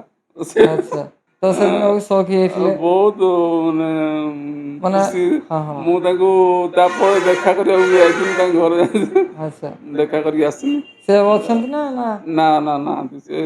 ସେ ଯାଆନ୍ତି, ଆମର ଯେଉଁ ପାଞ୍ଜି ତିଆରି ହୁଏ, ଆଚ୍ଛା ସେ ପାଞ୍ଜି ତିଆରି କରିବା ପାଇଁ ସେ ଯାଆନ୍ତି। ସେ ଆଚ୍ଛା ଶନି ମନ୍ଦିରରେ ଥିଲେ ଆଗରୁ। ହୁଁ ହୁଁ ହୁଁ ବୟସ୍କ ଲୋକ, ହିସାବ ପତ୍ର କରିକି 10-15 ମିନିଟ୍ ଖଣ୍ଡେ କହିଲେ 2ଟା ସଫଳତା ଅଛି ଏ ଅଳ୍ପ ଦିନ ଭିତରେ, ହୁଁ ହୁଁ ହୁଁ ପୁଅ ଜନ୍ମ ହେବ ଆଉ ଚାକିରି ବି ମିଳିବ। ଆଉ ସେ 2ଟା ଯାକ ସତ ହେଲା। ଯାହା ମୁଁ ବହୁତ ଖୁସି ସେଥିପାଇଁ। ହଁ ହଁ ହଁ ଜଣେ ଜ୍ୟୋତିର୍ବିଦ ଏତେ କନଫିଡେଣ୍ଟଲି କହିପାରିବେ, ସେଦିନ ମୋର ବିଶ୍ୱାସ ହେଲା ସେ କଥା। ଆଚ୍ଛା ଆଉ ସାର୍ ଆପଣ ମାନେ ଆପଣଙ୍କର ଯେଉଁ ଖେଳ ତ ଶିକ୍ଷକ ଯାହା ମାନେ ଆପଣଙ୍କ ସେ ଟାଇମ୍ ଥିଲା, ତ ବାକି ସେ ସ୍କୁଲ ଗଲା ପରେ ଆପଣ ସାର୍ ଆଉ କ'ଣ ସାର୍ ଭଲ ମାନେ ହବି କେଉଁଟାକୁ ପସନ୍ଦ କରନ୍ତି କରିବା ପାଇଁ ଗୋଟେ? ମୁଁ ଏବେ ମାନେ ମୁଁ ବିଭିନ୍ନ ଅନୁଷ୍ଠାନରେ ଅଛି, ହୁଁ ବିଶେଷ କରି କାଳୀ କମିଟି ଆଚ୍ଛା ଆଉ ଶ୍ୟାମା କ୍ଲବ, ମହୋତ୍ସବ କମିଟି, ଆହୁରି ବହୁତ କମିଟିରେ ମାନେ ଇନଭଲ୍ଭ ଅଛନ୍ତି? ୱାରିୟର୍ସ ମାନେ ଭିତରେ ଭିତରେ ଅଛି, ହୁଁ ବାହାରେ ପ୍ରକାଶ କରିନାହିଁ। ଆଉ ସେବା କରିବା ପାଇଁ ବହୁତ ଇଚ୍ଛା। ହୁଁ ହୁଁ ପିଲା କାହିଁକି ପଛଘୁଞ୍ଚା ଦେଉଛନ୍ତି ମୁଁ ତ କିଛି ବୁଝିପାରୁନି ଯେ ସେମାନେ ଓରିଏଣ୍ଟେଡ୍ ସେ ଫଟୋ ଉଠେଇକି ସେମାନେ ହାଇଲାଇଟ୍ ହେବେ। ଯେ ଆଚ୍ଛା ମୋର ସେଇଆ ଇଚ୍ଛା ନୁହେଁ ଯେ ଆମେ ଗୋଟେ କାମ କରିବା ଭଲସେ କରିବେ। ଭଗବାନଙ୍କ ଉପରେ ଭରସା ଛାଡ଼ିବା। ଏ ଗୋପବନ୍ଧୁ କିଏ ଚିହ୍ନିଥିଲା? ହୁଁ। ସେତେବେଳେ କ'ଣ ଥିଲା? କେତେବେଳେ ଫଟୋ ଉଠେଇଥିଲେ ନା କ'ଣ କିଏ ଚିହ୍ନିଥିଲେ? କିନ୍ତୁ ତଥାପି ସେ ଆଜି ହାଇଲାଇଟ୍। ହାଇଲାଇଟ୍। କେମିତି ହେଲେ ହାଇଲାଇଟ୍? ମାନେ ଭଗବାନ ଭଲ ଅଛନ୍ତି କାମ ପଛରେ। କଲେ ନିଶ୍ଚିତ ନିଶ୍ଚିତ ଭଗବାନ ଅଛନ୍ତି ପଛରେ, କେହି ସେଟା ଫାଙ୍କି ପାରିବେ ନାହିଁ। ତ ମୁଁ ସାର୍ ତେଣୁ ଶୁଣିଥିଲି ଆପଣ ମାନେ ରାଇଟିଂ ଯୋଉ ମାନେ ଲେଖାଲେଖି ଲେଖା ଲେଖି କରନ୍ତି। କରୁଛି ମୁଁ ରାତି ମାନେ 1 ଯାଏଁ ମୁଁ ଟିକେ ଲେଖାଲେଖି କରୁଛି। ଆଜ୍ଞା। ସେଟା କୁଆଡ଼େ ପ୍ରକାଶ କରୁନାହିଁ। ଦେଖିବା କ'ଣ ତ ଏଇଟା କରୁନାହାନ୍ତି ଗ୍ରହଣ ସାର୍। ଗ୍ରହଣ ହେଇପାରେ ନ ହେଇପାରେ ସେଟା ତ ଆଜ୍ଞା। ଅଲଗା କଥା। ତ ସାର୍ ମୁଁ ଗୋଟେ ମାନେ ରିକ୍ୱେଷ୍ଟ କରିବି ଆପଣ ଟିକେ ଆମ ଅଡ଼ିଏନ୍ସ ମାନଙ୍କୁ ଟିକେ ଶୁଣେଇବେ ଗୋଟେ ଛୋଟ କବିତା ଆପଣ ଲେଖା କବିତା ଗୋଟେ ସେ ଲେଖା ତ ବର୍ତ୍ତମାନ ଅଛି ଗୋଟେ ଯୋଉଟା ମନେ ଅଛି ଗୋଟେ ଟିକେ ଶୁଣେଇବେ ଟିକେ। ଆମ ସେ ଅମରଦା ଯୋଉ ମରିଗଲେ। ହଁ ହଁ ମୁଁ ସେଇ ବିଷୟରେ ଗୋଟେ ଲେଖିଥିଲି ଆଜ୍ଞା। ଯେ ଆମ ଲାପୁନୁ ହୁଁ ହୁଁ ଆମ ସିପୁନୁ ହୁଁ ଏସବୁ ଯେତେବେଳେ ଆସନ୍ତି ଛୁଆପା ଆସନ୍ତି ଏସବୁ ଲୁଚି ପଡ଼ନ୍ତି। ଆଚ୍ଛା ଆଉ ସେମାନେ କହିଲେ ଡାଡ଼ି ଗୋଟେ ଲେଖିଦିଅନ୍ତୁ ଆମେ ମୁଁ ସେ ଗୋଟେ ଲେଖିଥିଲି ଡାଡ଼ି କ'ଣ ଜେଜେ ତୁମେ ଭୁଲିଗଲ। ଆଚ୍ଛା ମାନେ ତାର ଟାଇଟେଲ। ହେଡ଼ିଂଟା ଥିଲା ଜେଜେ ତୁମେ ଭୁଲିଗଲ। ସେ ଗୀତଟା ମୋର ମନେ ପଡ଼ୁନାହିଁ ଟିକେ ଆଚ୍ଛା ଟିକେ ମାନେ ଜଷ୍ଟ ଆରମ୍ଭ ଟିକେ କରିଦିଅନ୍ତୁ ବାସ୍ ହେଇଯିବ ସେତିକି। ଟିକେ ମନେ ପଡ଼ୁନାହିଁ ସେ ଛାଡ଼ନ୍ତୁ ମୁଁ ଅଛି ବୋଧେ ଏଥିରେ ତାକୁ ବାହାର ମାନେ କରିନି ଆଉ କିଛି ମାନେ ହାତ ଲେଖା କିଛି କବିତା ବା କିଛି ମୁଁ ସବୁ ଲେଖା କିଛି ମୁଁ ମନେ ନାହିଁ ସାର୍। ଲେଖୁଛି ମୁଁ ତାକୁ ମାନେ ଇଏ କରିନାହିଁ ତେଣୁ ସେଗୁଡ଼ାକ ଆଉ ଆଚ୍ଛା ଲେଖା ରହିଛି ପୁରା ଆଉ। ଆଚ୍ଛା ଜେଜେ ତୁମେ ମୋତେ ଭୁଲିଗଲ ଏ ଆଚ୍ଛା ଗୋଟେ ବଢ଼ିଆ ଲେଖିଥିଲି ସେଟାକୁ ଛୁଆ ବି କାନ୍ଦିଲେ ସେ ଗୀତଟା ପଢ଼ିଲା ପରେ। ଆଚ୍ଛା ଆଉ ସାର୍ ମାନେ ଲାଇଫରେ କେବେ ଏମିତି କିଛି ହେଇଛି ଆପଣ ଯାଉଥିବେ ଆପଣଙ୍କ ସହିତ ଗୋଟେ ହଠାତ୍ କିନା ଗୋଟେ ମାନେ ଦୁର୍ଘଟଣା ହଉ ବା ଏମିତି କିଛି ଗୋଟେ ହେଇଛି ଯୋଉଠିକି ଯେ ଆପଣ ପୁରା ମାନେ ଡରି ଯାଇଥିବେ କି ମାନେ ଆପଣଙ୍କ ଲାଇଫରେ ମାନେ ଏବେ କଥା କହୁନି ପୁରା ପୁରା ଲାଇଫରେ କେବେ ଗୋଟେ ସେମିତି ଗୋଟେ ଦିନ ଆସିଛି ହଁ ସେ ବହୁତ ଘଟଣା ହେଇଛି ସେ ଯୋଉଟା କି କେବେ ଆପଣ ଭୁଲି ପାରୁନଥିବେ ସବୁବେଳେ ମନେ ରହିଥିବ। ବାଲିଆପାଳରେ ଥିଲାବେଳେ ହୁଁ ହୁଁ ଆମର ଖାନ୍ ସାର୍ ଜଣେ ଥିଲେ। ଆଚ୍ଛା ସେ ମୋର ସବୁ ଖେଳ ମୁଁ ଯେଉଁ ଖେଳରେ ଦେଖନ୍ତି ସେ ମୁଁ ପଶିଯାଏ। ସେ ଏତେ ମୋତେ ଭଲ ପାଉଥିଲେ ସେ ମୋତେ ପୁଅ ବୋଲି ଡାକୁଥିଲେ। ଆଚ୍ଛା ଆମ ପୁଅ କୁଆଡ଼େ ହେଲା ଆଚ୍ଛା ଦିନେ ମୁଁ ତାଙ୍କ ରୁମ୍ରେ ବସିଥାଏ ସେ ତାଙ୍କ ପୁଅ ଉପରେ ବିରକ୍ତ ହେଉଥିଲେ। ଭଲ ପାଠ ପଢ଼ୁଛୁ ହୁଁ ହୁଁ ଡିଷ୍ଟାନ୍ସକୁ 2 ମାର୍କ କମ୍ ରଖିଛୁ ତୁ ମୁଁ ଆଜି ବାହାରେ ଶୁଣିଲି ଯେ ତୁ ସିଗାରେଟ୍ ଟାଣୁଛୁ ବୋଲି ଆଉ ଯଦି ଏଇଭଳିଆ ଚାଲୁ ରହେ ମୁଁ କ'ଣ ଗୋଟେ କରିଦେଇପାରେ। ତେଣୁ ମୁଁ ସାର୍ଙ୍କୁ କହିଲି ସାର୍ ଗୋଟେ କ'ଣ ସେ ଭୁଲ ଭାଲ କରିଦେଇଛି ସାର୍ ଆପଣ ମୁଁ ତୁମକୁ ବସେଇକି କହିନି କିଛି ଦିନ ପରେ ମୁଁ ତ ପଳେଇ ଆସିଥିଲି 2-3 ବର୍ଷ ପରେ ଖବର ଆସିଲା ମାନେ ଖାନ୍ ସାର୍ ସୁଇସାଇଡ଼୍ କରିଦେଇଛନ୍ତି। ମୁଁ ସାଙ୍ଗେ ସାଙ୍ଗେ ଭାବିନେନି ଯେ ସାର୍ ବୋଧେ ତାଙ୍କ ପୁଅ ପାଇଁ କ'ଣ ଗୋଟେ କରିଛନ୍ତି ବୋଧେ। ଆଉ ମୁଁ ସେଠି ଯାଇ ଶୁଣିନି ଗଲି ସେଠି ସମସ୍ତେ ଆମେ ସମସ୍ତେ ଯାଇଥିଲୁ ଯେ ପ୍ରକୃତ କଥା ସେଇଆ ଯେ ପୁଣି ସେ ବାରମ୍ବାର ଭୁଲ କରିଛି ଆଉ ସାରେ ତା ସେ ପାଇଁ ସେଇ କଥାଟାକୁ ପୁରା ମାଇଣ୍ଡକି ଏତେ ନେଇଯାଇଛନ୍ତି ଆଉ। ସୁନ୍ଦର ଲୋକ ଖାନ୍ ସାର୍ ମାନେ ବାଲିଆପାଳ ଥରେ ବନ୍ଦ ହେଇଯାଇଥିଲା ତାଙ୍କ ପାଇଁ। ଆଚ୍ଛା ବାଲିଆପାଳ ଟୋଟାଲ ବନ୍ଦ ହେଇଗଲା ତାଙ୍କ ପାଇଁ ଯେ ଖାନ୍ ସାର୍ଙ୍କ ପାଇଁ ଗୋଟେ ଅପମାନ ହେଇଛି ବାଲିଆପାଳ କଲେଜରେ ତେଣୁ ମାନେ କଲେଜ ଦୋକାନ ସବୁ ବନ୍ଦ। ଆଚ୍ଛା ଏତେ ସୁନ୍ଦର ଲୋକ ଥିଲେ ସାର୍ ମୋତେ ପୁଅ ବୋଲି ଡାକୁଥିଲେ ବହୁତ ମାନେ ସାର୍ ଗଲେଣି ମୁଁ ନମସ୍କାର କରୁଛି ସାର୍ଙ୍କୁ ଆଚ୍ଛା ବହୁତ ଭଲ ଲାଗେ ସାର୍ ଆଉ ଗୋଟେ ସ୍ମରଣୀୟ ସେଇଟା ମୁଁ ଭୁଲି ପାରୁନି ଗୋଟେ ପୁଅ ପାଇଁ ଯେ ଗୋଟେ ପନିସମେଣ୍ଟ ନିଜ ଉପରେ ଦେଇଦେଲେ ସାର୍। ଆଚ୍ଛା ଆଉ ସାର୍ ଆଜିକା ଡେଟ୍ରେ ଆମ ଏରିଆରେ କ'ଣ କେଉଁ ଜିନିଷର ଅଭାବ ଅଛି ଆଉ କେଉଁ ଜିନିଷ କଲେ ସେ ଜିନିଷ ମାନେ ସମସ୍ତଙ୍କ ଭଲ ପାଇଁ ହେବ ତ ସରକାରଙ୍କ ପାଖରେ କ'ଣ ଗୋଟେ ଛୋଟ ଆବେଦନ ରଖିବେ? ମୁଁ ଯେଉଁ କ୍ରୀଡ଼ା କ୍ଷେତ୍ରରେ ଅଛି ହୁଁ ମୋର ଗୋଟେ ଗ୍ରୁପ୍ ଅଛନ୍ତି। ଆଜ୍ଞା ମୁଁ ଏକୁଟିଆ ନାହିଁ ମୋର ଗୋଟେ ଗ୍ରୁପ୍ ଅଛନ୍ତି କ୍ରୀଡ଼ା ଶିକ୍ଷକ ଆସୋସିଏସନ୍ ଅଛି ଗୋଟେ ଆମେ ଗୋଟେ କରିଛୁ ଆଜ୍ଞା ମାନେ ଏଇ ଭଦ୍ରକ ଜିଲ୍ଲାରେ ତିହିଡ଼ି ବ୍ଲକରେ। ଆଚ୍ଛା ତିହିଡ଼ି ବ୍ଲକରେ ଗୋଟେ କ୍ରୀଡ଼ା ଶିକ୍ଷକ ସେ ଆମ ଅର୍ଚ୍ଚକ ସାର୍ ଆଜ୍ଞା ବିଭୁ ପ୍ରଦ ସାହୁ ବାବାଜୀ ସାର୍ ବାବାଜୀ ମହାକୁଡ଼ ଆଚ୍ଛା ଆଉ ସିନିୟର ବିଦ୍ୟାଧର ଓଝା ହୁଁ ହୁଁ ସୋମନାଥ ମିଶ୍ର ହୁଁ ହୁଁ ରାଜେନ୍ଦ୍ର ବିଶ୍ୱାଳ ହୁଁ ହୁଁ ଏମାନେ ସବୁ ରିଟାୟାର୍ଡ଼ ହେଇସାରିଲେଣି ଆଚ୍ଛା କିନ୍ତୁ ସେ ଆସୋସିଏସନ୍ରେ ଅଛନ୍ତି ସବୁ। ଆଚ୍ଛା ଆଉ ଆମେ ସବୁବେଳେ ଚେଷ୍ଟା କରୁଛୁ ଯେ ଯେଉଁମାନେ ନୂଆ ପିଇଟି ମାନେ ଅଛନ୍ତି ଆଜ୍ଞା ତାଙ୍କୁ ଓରିଏଣ୍ଟେସନ୍ କରେଇକି ହୁଁ ହୁଁ ଯେ ସେମାନେ ଯାହା ଜାଣିଛନ୍ତି ଆଚ୍ଛା ବିଭିନ୍ନ କଥା ସେମାନେ ଜାଣିନାହାନ୍ତି, ହୁଁ ହୁଁ ସେମାନେ ଓରିଏଣ୍ଟେସନ୍ କରିକି ତାଙ୍କୁ ସବୁ ହୁଁ ହୁଁ ପୁଣି ଆକ୍ଟିଭ୍ କରିବା ପାଇଁ ଆମେ ସେଇଟା ପ୍ରୟାସ କରିଛୁ। ଆଉ ଏଥର ଭଦ୍ରକ ଡିଷ୍ଟ୍ରିକ୍ଟ ମ୍ୟାଚ୍ରେ ଆମର ବୋଧେ ଖୋଖୋରେ ବଏଜ୍ ଗାର୍ଲସ 8ଟି ଫାଷ୍ଟ ହେଇଛନ୍ତି, ବ୍ୟାଡ଼ମିଣ୍ଟନରେ ବଏଜ୍ ଯେଉଁ ସିନିୟର ଜୁନିୟର 4 ଜଣ, କବାଡ଼ିରେ 4ଟା ମାନେ ବଏଜ୍ ଗାର୍ଲସ 4ଟା ରନର୍ସ ଅପ୍, ଆଚ୍ଛା ଆଉ ହ୍ୟାଣ୍ଡବଲରେ ରନର୍ସ ଅପ୍, ମାନେ ବହୁତ ମାନେ ୟାର ସଫଳତା ମୋତେ ଯାହା ଜଣାପଡ଼ୁଛି ହୁଁ ହୁଁ ହୁଁ ଏଇ ସିନିୟର ପିଟି ଆଉ ଯୋଉ ଏମାନଙ୍କ ଭିତରେ ଆସିଷ୍ଟାଣ୍ଟର ଯେଉଁ ସଫଳତା କୋଅପରେସନ୍ ରହୁଛି ହୁଁ ତିହିଡି ବ୍ଲକରେ, ତାର ସଫଳତା ଆମ ହୁଁ ବିଓ ମ୍ୟାଡ଼ାମ୍ ମଧ୍ୟ ସେ କଥା କହୁଥିଲେ ହୁଁ ଯେ ବହୁତ କୋଅପରେସନ୍ ଭଲ ଲାଗୁଛି ତିହିଡି ବ୍ଲକରେ। ଏବେ ଗୋଟେ ମେସେଜ୍ ଛାଡ଼ିଦେଲେ। ଆଚ୍ଛା ଆଉ ବଡ଼ ଦୁଃଖର କଥା ଯେ ଆମେ ବର୍ଷା ଦିନର କୌଣସି ପଡ଼ିଆରେ ଖେଳି ପାରୁନାହୁଁ। ମୁଁ ଆମର ତ କ୍ରୀଡ଼ାମନ୍ତ୍ରୀ ଅଛନ୍ତି, ଆମ ଲୋକାଲ ଲୋକ ବିଷ୍ଟୁ ଭାଇଙ୍କ ପୁଅ, ହୁଁ ହୁଁ ଆଉ ମୁଁ ଏଇ ମାଧ୍ୟମରେ ଆପଣଙ୍କ ମାଧ୍ୟମରେ ଚାହୁଁଛି ଆଜ୍ଞା ଯେ ଆମ ତିହିଡ଼ିରେ ଗୋଟେ ଭଲ ଷ୍ଟାଡ଼ିୟମଟେ ନିର୍ମାଣ ହେଉ, ହୁଁ ହୁଁ ଯେମିତି ତିହିଡ଼ିର ଯେଉଁ ସୁନାମ ଅଛି ସେ ବଜାୟ ରହିବ।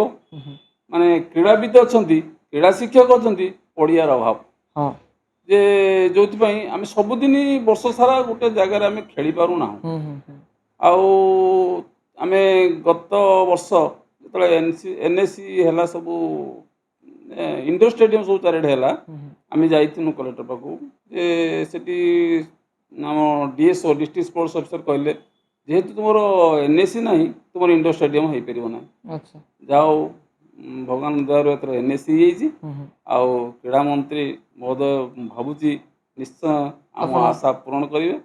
ତିହିଡି ହାଇସ୍କୁଲ ପଛପଟେ ଯେଉଁ ଜାଗା ଅଛି ଆଚ୍ଛା ସେଠି ଇଣ୍ଡୋର ଷ୍ଟାଡ଼ିୟମ୍ ହେଇପାରିବ, ଆଉ ବହୁ କ୍ରୀଡ଼ାବିତ ବାହାରି ପାରିବେ। ହଁ ହଁ ମାନେ ନ ହେଇକି ମଧ୍ୟ ବହୁତ ବାହାରୁଛନ୍ତି, ତ ସେଗୁଡା ଯଦି ହେଇଯାଏ ହେଇଗଲେ ସବୁଦିନ ପ୍ରାକ୍ଟିସ୍ କରିବା ପାଇଁ ସୁଯୋଗ ସୁବିଧା ପାଇବେ। ହେଇଯିବ ହଁ ହଁ ଆଉ ଏ କ୍ରୀଡ଼ା କ୍ଷେତ୍ରରେ ତିହିଡି ବ୍ଲକ ବହୁତ ଆଗକୁ ଯାଇପାରିବ। ଠିକ୍ ଅଛି ଆପଣଙ୍କ କଥା ନିଶ୍ଚିତ ଭାବରେ ସେ ମନ୍ତ୍ରୀ ରଖନ୍ତୁ। ଆମେ ଯେଉଁ ଆସୋସିଏସନ୍ ଅଛି ହୁଁ ହୁଁ ଆସୋସିଏସନ୍ ମଧ୍ୟ ଯାଇ ଆମେ କ୍ରୀଡ଼ା ମନ୍ତ୍ରୀଙ୍କୁ ଯାଇ ଦେଖା କରିଛୁ। ଆଜ୍ଞା ମାନପତ୍ର ବି ଯେଉଁ ଲେଖିକି ଦେଇଛୁ ଗୋଟେ ହୁଁ ହୁଁ ଯେ ଏଇ ସବୁ ଆମ ତିହିଡି ବ୍ଲକରେ କରାଯାଉ ଖେଳର ଆଚ୍ଛା ଉନ୍ନତି ପାଇଁ, ଆଉ ସେ ନିଶ୍ଚିତ ହଁ ମାରିଛନ୍ତି ଆଉ କରିବେ ତ ମଧ୍ୟ। ଆପଣଙ୍କର ବିଶ୍ୱାସ ବି ଅଛି ସେ ବିଶ୍ୱାସ କରିବେ ଅଛି ଯେ ବିଷ୍ଟୁ ଭାଇଙ୍କ ଇଚ୍ଛା ପୂରଣ ହେବ। ବିଷ୍ଟୁ ଭାଇ ନିଶ୍ଚିତ ବହୁତ ଭଲ ପାଆନ୍ତି ସାମା କ୍ଲବକୁ, ଆଉ ଖେଳକୁ ବହୁତ ଭଲ ପାଆନ୍ତି ସେ, ଆଚ୍ଛା ତେଣୁ ଆମ ଇଚ୍ଛା ପୂର୍ଣ୍ଣ ହେବ ବୋଲି ଆମେ ଇଚ୍ଛା କରୁଛୁ। ଠିକ୍ ଅଛି ସାର୍। ଆଜିର ସାର୍ ମାନେ ସ୍କୁଲର ସବୁ ସିଷ୍ଟମ୍ ଗୁଡ଼ାକ ତ ବହୁତ ଚେଞ୍ଜ ହେଇଗଲାଣି। ଆଗରୁ ଆମର ବ୍ଲାକ୍ ବୋର୍ଡ଼ ଚକ୍ ଖଡ଼ିରେ ଲେଖାଯାଉଥିଲା, ପିଲାଙ୍କୁ ପାଠ ପଢ଼ାଯାଉଥିଲା, ଆମେ ବି ପଢ଼ିଛନ୍ତି ସେମିତି। କିନ୍ତୁ ବର୍ତ୍ତମାନ ହେଇଗଲାଣି ସବୁ ମାନେ ଟେକ୍ନୋଲୋଜି ହିସାବରେ ସବୁ ଲାଗିଗଲାଣି। ଆଉ ତୁମର ଡିଜିଟାଲ ବୋର୍ଡ଼ରେ ଲେଖା ସ୍ମାର୍ଟ ହେଉଛି, ବୋର୍ଡ଼ ହଁ ସ୍ମାର୍ଟ ବୋର୍ଡ଼। ଆଉ ତ ସବୁ ଜିନିଷର ଏମିତି ଚେଞ୍ଜିങ୍ ହେଇଗଲାଣି। ତ ଆଗଠୁ ପାଠ ପଢ଼ିବା ପାଇଁ ପିଲାଙ୍କୁ ସୁବିଧା ହେଉଛି ନା ଅସୁବିଧା ହେଉଛି ମୁଁ ଏବେ? ଗୁରୁ ଦିବସରେ ସେଇ କଥା କହୁଥିଲି ଆଜ୍ଞା ଯେ ପୁରାଣ କାଳରେ ଯେ ଗୋଟେ ବିଷୟକୁ ଗୋଟେ ବର୍ଷ ପଢ଼ା ହେଉଥିଲା। ହୁଁ ହୁଁ ଧର ଗଣିତ ପାଠଟା ଗୋଟେ ବର୍ଷ ପାଠ ପଢ଼ା ହେଉଥିଲା, ସେଇଟା ପୁରା କମ୍ପ୍ଲିଟ୍ ହେଇଗଲା ପରେ ଆଉ ଗୋଟେ ଯୁଦ୍ଧ ବିଦ୍ୟା ବା ଅନ୍ୟ ଶସ୍ତ୍ର ବିଦ୍ୟା ସେପଟେ ପୁଣି ଗୋଟେ ବର୍ଷ ପଢ଼ା ହେଉଥିଲା। ହୁଁ ହୁଁ ଛୁଆ ପୁରା କମ୍ପ୍ଲିଟ୍ କରୁଥିଲେ ସେଟାକୁ। ବର୍ତ୍ତମାନ ସିଷ୍ଟମ୍ କ'ଣ, ଆମେ 45 ମିନିଟ୍ ଅଙ୍କ ପଢ଼ିଲେ, ହୁଁ ହୁଁ ପୁଣି ତାପରେ 45 ମିନିଟ୍ ଇଂଲିଶ ପଢ଼ିଲେ। ହୁଁ ତେଣୁ ହୁଁ ଏଇ ଯେଉଁ ଭଲ ପିଲା କେତେଜଣ ସେଇମାନେ କେବଳ ସେଟାକୁ ମନେ ରଖିପାରିଲେ, ଆଉ ଏମାନେ ଭୁଲିଗଲେ, ପୁଣି ଇଂଲିଶ ଆଡ଼ିକି ପୁଣି ପଳେଇଲେ। ବାସ୍ ବାସ୍ ତେଣୁ ଏଇଟା ବୋଧେ ଆମ ସିଷ୍ଟମ୍ଟା ଟିକେ ମୋତେ ଭଲ ଲାଗୁନାହିଁ। ଆମେ ବହୁତ ଭଲ ଛୁଆ ଭଲ କରୁଛନ୍ତି, ଖରାପ ଛୁଆ ରହିଯାଉଛନ୍ତି। ହୁଁ ହୁଁ ତେଣୁ ସେଇଟା ଟିକେ କମ୍ ପିରିୟଡ଼ ହେଲେ, 4ଟି ପିରିୟଡ଼ ହଉ ବରଂ ସେଇଟା ଯଦି ବେଶୀ ସମୟ ନିଆଯାଆନ୍ତା ହୁଁ ହୁଁ ଭଲ ହୁଅନ୍ତା ବୋଲି ଭାବୁଛି। ଆଚ୍ଛା ହଉ ଠିକ୍ ଅଛି ସାର୍। ବର୍ତ୍ତମାନ ଆମେ ଗୋଟେ ର୍ୟାପିଡ଼୍ ଫାୟାର୍ କରିବା। ଆଉ ହୁଁ। ମୁଁ ଆପଣଙ୍କୁ ମାନେ ଯାହା ପଚାରିବି ଆପଣ ଗୋଟେ ଗୋଟେ ୱାର୍ଡ଼ରେ ଆନ୍ସର୍ ଦେବେ ହେଲା। ତ ସାର୍ ପ୍ରଥମେ ଆପଣଙ୍କ ଫେଭରାଇଟ୍ ସବଜେକ୍ଟ କ'ଣ ଥିଲା ପଢ଼ିଲା ବେଳେ? କ୍ରୀଡ଼ା। କ୍ରୀଡ଼ା ଥିଲା। ସାର୍ ଆପଣଙ୍କର ଫେଭରାଇଟ୍ ଟିଚର୍ କିଏ ଥିଲେ? ସନାତନ ବେହେରା, ହଁ, ସନାତନ ସାର୍ ମୋର ଫେଭରାଇଟ୍ ଟିଚର୍। ଆଚ୍ଛା ଆପଣଙ୍କ ଫେଭରାଇଟ୍ ଫୁଡ଼୍ କ'ଣ ଥିଲା? ମୋର ସାଧା ଖାଇବା ପାଇଁ ଅମୃତଭଣ୍ଡା ମୋର ପ୍ରିୟ ଖାଦ୍ୟ। ଆଚ୍ଛା ଆଉ ଚିକେନ୍ ହେଲେ ଚଳିବ, ନହେଲେ ନହେଲେ ଏତେ ନାହିଁ। ଅମୃତଭଣ୍ଡା ମୋର ପ୍ରିୟ ଖାଦ୍ୟ। ଆଚ୍ଛା ଛାତ୍ରଛାତ୍ରୀଙ୍କୁ ମୋଟିଭେଟ୍ କରିବା ପାଇଁ ଗୋଟେ ଫେଭରାଇଟ୍ ଲାଇନ୍ ମାନେ ଯେଉଁଟାକି ଆପଣ ସବୁ ପିଲାଙ୍କୁ କୁହନ୍ତି ଗୋଟେ ଲାଇନ୍ कि एटा करंतु से गोटे फेवरेट लाइन आपण गोटे कहबे। ଯାହା ଶିଖିଲେ ତାକୁ କାମରେ ଲଗାନ୍ତୁ ଆଉ ଭକ୍ତି ଭଗବାନଙ୍କ ଉପରେ ଭରସା ରଖନ୍ତୁ ଗୁରୁଜନ ମାନଙ୍କୁ ଭକ୍ତି କରନ୍ତୁ। अच्छा रिटायरमेंट पर आपण सर हॉबी कौन सर रही माने सब बेले जोटा करिया पसंद करन। ମୁଁ ଗୋଟେ ଆମର ଯେଉଁ କ୍ଲାସମେଟ୍ ମାନଙ୍କୁ ନେଇ ଗୋଟେ ଅଫିସ୍ କରିଛୁ अच्छा ଯେଉଁଠି ଯେ ଆମର ମନର କଥା ଆମ ଭିତରେ अच्छा ବାଣ୍ଟି ପାରୁ अच्छा ଯେ ସେଇଟା ମୋତେ ବହୁତ ଖୁସି ଦେଉଛି ଆଉ ମୋତେ ଏକୁଟିଆ ନୁହେଁ ଆମ ସମସ୍ତଙ୍କୁ ଭାରି ଖୁସି ଦେଉଛି ସେଇଟା ଆମକୁ କିଛି ଦିନ ପାଇଁ ସୁସ୍ଥ କରି ରଖିପାରିବ। अच्छा तो सर गोटे जगह आपको खेल दिया जिवो आ गोटे जगह म्यूजिक दिया जिवो आपण कोडा पसंद करिवे। ଦୁଇଟା ଯାକ दुटा जगह खेल भी ମୋତେ ମ୍ୟୁଜିକ୍ ବି ବହୁତ ବଢ଼ିଆ ଲାଗେ। अच्छा ବଙ୍କିମ ନାୟକ हाँ हाँ हाँ ଯିଏ ଆମର ଏଠି ମ୍ୟୁଜିକ୍ ଟିଚର ଥିଲେ ମୋତେ ଭାରି ପସନ୍ଦ କରନ୍ତି ଟୁଟୁ ଶୁଣିଲେ ମୋ ଗୀତଟି ସକ୍ସେସ୍ ହେବ। अच्छा अच्छा अच्छा ठीक है। तो आपणकर टीचिंग लाइफ रे सबुठु फेवरेट इयर कोडा थिला। କ୍ରୀଡ଼ା ଥିଲା फेवरेट इयर मतलब कोउ वर्ष सबुठु କ- आपण पे भलो थिला। ମୋର ଫେଭରାଇଟ୍ ବର୍ଷ ଥିଲା हाँ ଯେ ଯେଉଁ ବର୍ଷ ମୁଁ ହେଡ଼ମାଷ୍ଟର ଚାର୍ଜ ନେଲି अच्छा 2 ବର୍ଷ अच्छा ସେଇ 2 ବର୍ଷ ମୋ ଜୀବନର ସବୁଠାରୁ ବଡ଼ ପରୀକ୍ଷା ଥିଲା अच्छा ଆଉ ସେଥିରେ ମଧ୍ୟ ମୁଁ ସକ୍ସେସ୍ 5ଟି ହେଇଥିଲା ସେ ବର୍ଷ। अच्छा अच्छा अच्छा हाँ ଏନ୍ସିସି ବହୁତ ଶୀର୍ଷରେ ପହଞ୍ଚିଥିଲା 8ଟି ପଦକ ପାଇଥିଲେ अच्छा ମୋତେ ବହୁତ ଖୁସି ଲାଗିଥିଲା। अच्छा व्हाट इज द एजुकेशन गोटे वर्ड रे गोटे कहबे जस्ट गोटे वर्ड रे एजुकेशन टा कोन। ଏଜୁକେସନ୍ ମୁଁ ଯେଉଁ କହୁଥିଲି ଯେ sound mind in sound body ସୁସ୍ଥ ଶରୀରରେ ସୁସ୍ଥ ମନ ସୃଷ୍ଟି କରିବା ଶିକ୍ଷାର ଲକ୍ଷ୍ୟ। अच्छा ठीक है सर आ आपणकर ड्रीम स्कूल कोडा थिला आपणक करियर रे माने जोटा कि ड्रीम थिला सेटा सक्सेस हे किबा सक्सेस हे नै सेटा कोडा थिला। ମୋର ମୋ ସ୍କୁଲରେ ଯାହା ଥିଲାନି ନଥିଲା अच्छा ତାକୁ ମୁଁ ପୂରଣ କରିପାରିଛି। अच्छा ମୋର ଡ୍ରିମ୍ ଅଛି ସାମା କ୍ଲବ୍ हम्म, ମୁଁ ସେଇଟାକୁ ଟିକେ କେମିତି ଭଲ ଭାବେ ଗଢ଼ି ତୋଳିବି ଆଉ ପିଲାମାନେ ବହୁ ଶୀର୍ଷକୁ ଯିବେ ସେଇଟା ମୋର ଗୋଟେ ଇଚ୍ଛା ଅଛି ସେଇଟା ଏପର୍ଯ୍ୟନ୍ତ ପୂରଣ ହେଇନାହିଁ ଆଉ ମୁଁ ଚେଷ୍ଟା କରୁଛି। आजिका डेट रे सर इंडोर खेल हो बा आउटडोर खेल हो सब प्रकार खेल होउची तो आम लोकल रे सबुठु अधिका क्रिकेट खेलटा चली ହୁଁ। तो क्रिकेट खेल पई आपण माने आपण तरफ कोन दिक्कत कहबे माने पिला मानकु गोटे लेसन दियंतु कि क्रिकेट खेल माने खेलियाटा केते दूर ठीक हबो कि भूल हबो सेटा दिक्कत कोन। କ୍ରିକେଟଟାକୁ ଆମେ ଗୋଟେ ମାନେ ହବି ନ କରିକି हम्म, हम्म, ଆମେ ଗୋଟେ ତାକୁ ମଜାରେ ଖେଳୁଛନ୍ତି। अच्छा ଯେଉଁଦିନ ଆମେ ତାକୁ ଯେ ଜୀବନରେ କାମ ଲଗେଇବା ପାଇଁ ଚିନ୍ତା କରିବା ସେଦିନ ସେ କ୍ରିକେଟ ଖେଳ ଭଲ ଲାଗିବ ଆଉ अच्छा ଜଣେ ଶୀର୍ଷରେ ପହଞ୍ଚି ପାରିବ। ଆମେ ତାକୁ ବିଲ ବାଟରେ ଖେଳୁଛନ୍ତି ବା हम्म, ମାନ ଖରାପ କରୁଛନ୍ତି हम्म, ଯେ ଗୋଟେ ଫିଲ୍ଡ ନ ବାଗେଇ ଭଲ ଇକ୍ୱିପମେଣ୍ଟ ନ ଆଣି हम्म, ଆମେ ଡ୍ୟୁସ୍ ବଲରେ ନ ଖେଳି ଆମେ ଖେଳକୁ ମାନକୁ ଖରାପ କରୁଛନ୍ତି ଯେଉଁଥିପାଇଁ ଆମ तार ଉପରେ किसी ଆମର भ्यालु ଭରସା रहउनी ତୁଟି ଯାଉଛି तार किसी भ्यालु से खेल କିଛି ଭ୍ୟାଲୁ रहउनी। ରହୁନାହିଁ ଆମେ ଆଗକୁ ବି ଯାଇପାରୁନାହାନ୍ତି। सर आजिका डेट रे पिला माने जो पिला भी बाहर चंती किए माने खेल को पसंद करची किए माने गीत को पसंद करची किए नाच को पसंद करची तो आजिका डेट रे सब पिला मान को जी भी जोड़ा पसंद करके बाहर ची मु एटा करिया पई तो तांकर गार्डियन माने तांको सपोर्ट करिया दरकार कि नाही ନିଶ୍ଚିତ तो पाठ सहित सब किछि हेई परिया दरकार।